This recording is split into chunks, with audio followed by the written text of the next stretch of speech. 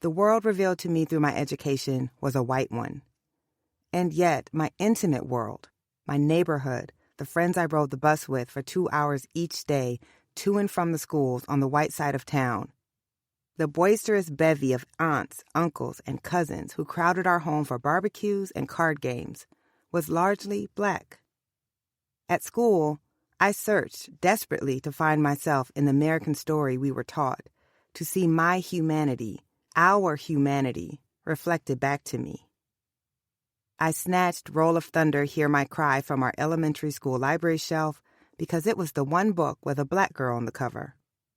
In high school, when my advanced placement English teacher assigned us a final project on a famous American literary figure, I wrote about the only black poet I had been exposed to, Langston Hughes. My public high school in Waterloo, Iowa, offered a one-semester elective called The African American Experience, which I took my sophomore year. Only other black kids filled the seats each day, and the only black male teacher I'd ever have taught the course. Rail-thin and mahogany-skinned, with a booming laugh that revealed the wide gap between his front teeth, Mr. Ray Dow deftly navigated our class through the ancient Mali, Songhai, Nubian, and Ghana empires. It was he who taught me that, from here to Timbuktu, referred to an African center of learning. Surveying the cultures and knowledge and civilizations that existed among African peoples long before Europeans decided that millions of human beings could be forced across the ocean in the hulls of ships and then redefined as property. He taught us about Richard Allen founding the first independent black denomination on this soil, and how hard enslaved people fought for the legal right to do things every other race took for granted, such as reading or marrying or keeping your own children. He taught us about black resistance and black writers. He taught us about Martin, but also Marcus and Malcolm and Mamie and Fanny. Sitting in that class each day, I felt as if I had spent my entire life struggling to breathe, and someone had finally provided me with oxygen. I feel a pang of embarrassment now when I recall my surprise that so many books existed about black people and by black people, that black people had so much history that could be learned.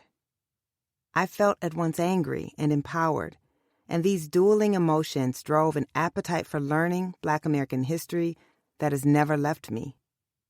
I began asking Mr. Dow for books to read beyond the assigned texts, devouring them, and then asking for others. "Dr. Hannah," he exclaimed one day, flashing his trademark toothy grin as he put a book in my hands, Before the Mayflower, by the historian and journalist Lerone Bennett, Jr. As soon as I got home that afternoon, I sat down at our dining room table and pulled it from my book bag. A few dozen pages in, I read these words. She came out of a violent storm with a story no one believed. A year before the arrival of the celebrated Mayflower, 113 years before the birth of George Washington, 244 years before the signing of the Emancipation Proclamation, this ship sailed into the harbor at Jamestown, Virginia, and dropped anchor into the muddy waters of history. It was clear to the men who received this Dutch man of war that she was no ordinary vessel. What seems unusual today is that no one sensed how extraordinary she really was, for few ships, before or since, have unloaded a more momentous cargo. Wait. I had assumed that Before the Mayflower referred to black people's history in Africa before they were enslaved on this land. Tracing my fingers across the words, I realized that the title evoked not a remote African history, but an American one. African people had lived here, on the land that in 1776 would form the United States, since the White Lion dropped anchor in the year 1619. They'd arrived 1 year before the iconic ship carrying the English people who got the credit for building it all. Why hadn't any teacher or textbook, in telling the story of Jamestown, taught us the story of 1619?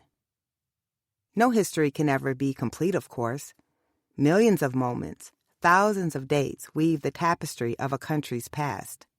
But I knew immediately, viscerally, that this was not an innocuous omission.